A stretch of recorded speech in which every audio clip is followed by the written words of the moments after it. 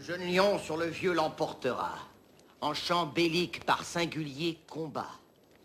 Il lui percera les yeux dans sa cage d'or, de joutes combats, puis il mourra de cruels décès. Mon temps est bien trop précieux pour le perdre à de telles absurdités. Henri! Madame, qu'y a-t-il? Ne joutez pas, je vous supplie, Henri. Et pourquoi donc? La prophétie, rappelez-vous, c'est en joutant que vous devez mourir. Écuyer, je suis prêt.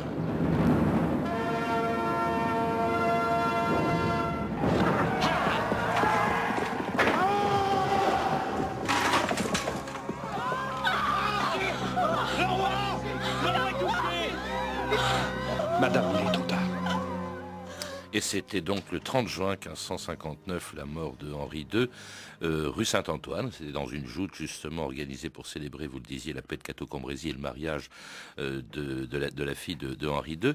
Et il est mort, il n'est pas mort tout de suite, il est mort 10 jours plus tard, il est mort le 10 juillet, alors qu'il a été blessé le 30 juin, dans des circonstances atroces et malgré les soins d'un médecin bien connu, puis qui s'appelait Ambroise Paré. Oui, Ambroise Paré est venu 2-3 jours plus tard avec André Vézal aussi, qui était le médecin de Philippe II, et c'était les deux plus grands médecins de l'époque. Le seul problème, c'est que c'était un roi de France qu'on soignait. Donc ce roi de France, eh bien, on essayait toujours de limiter au maximum ses souffrances. Les plaies ont été mal soignées, ou pas soignées du tout.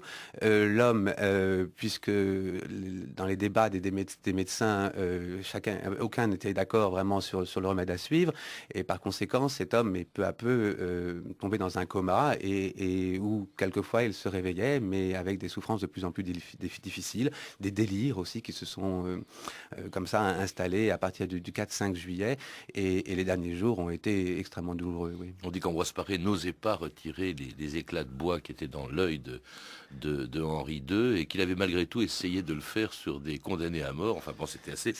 C'était une trépanation en fait. Ils avaient Oui. tenté la chose pour voir si on pouvait le faire aussi pour le roi. Donc ils avaient pris un condamné à mort pour voir un peu comment on pouvait le faire. Alors il est mort à 40 ans, donc en 1559. Laissant en réalité le pouvoir en fait à sa femme, à Catherine de Médicis, puisque son fils, François II, qui prend ce nom à ce moment-là, n'avait que 15 ans à cette époque-là. Et c'est le début d'une période assez sombre dans laquelle vont se succéder ses trois fils, qui est François II, il y aura Charles IX, il y aura Henri III, et une période de guerre de religion. Est-ce qu'il n'est pas à l'origine des guerres de religion d'une certaine manière ? En aggravant justement la persécution des protestants, Henri II. C'est un peu compliqué parce qu'il aurait fallu savoir ses désirs réels en 1559 lorsqu'il voulait expulser tous les protestants de France. Il est évident que ces guerres, cette notion de tuer en masse les protestants était déjà dans l'air et dès 1545, avec les massacres de Mérindol et Cabrières, François Ier s'était permis déjà la chose.